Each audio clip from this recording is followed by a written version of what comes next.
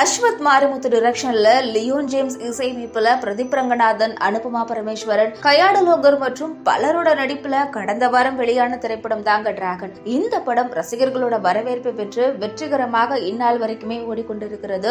3 நாட்களிலேயே உலகளவில் ரூபாய் 50 கோடிக்கு மேல வசூல் செஞ்சுச்சு. இந்த படத்துல நடித்த கயாடலோகரோட பல்லவி கதாபாத்திரத்திற்கு ரசிகர்கள் அமோக வரவேற்பதை அளிச்சிருக்காங்க.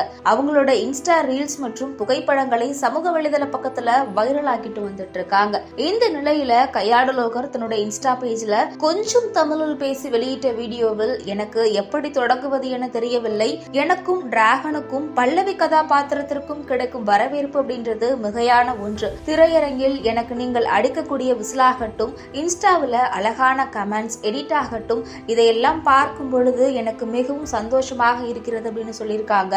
அது மட்டும் இல்லாம, நான் தமிழ் பொண்ணு இல்லை, தமிழும் சரியாக பேச வராது, ஆனால் நீங்கள் எனக்கு தரும் அன்பு விலை மதிப்பில்லாதது. இந்த அன்பை என்னுடைய படங்களின் மூலமாக திருப்பி தருவேன், உங்களை பெருமைப்பட வைப்பேன் அப்படின்னு பேசியிருக்காங்க. இந்த ஒரு பதிவு குறித்து நீங்க என்ன நினைக்கிறீங்க அப்படின்றத மறக்காம கமெண்ட்ஸ்ல சொல்லுங்க.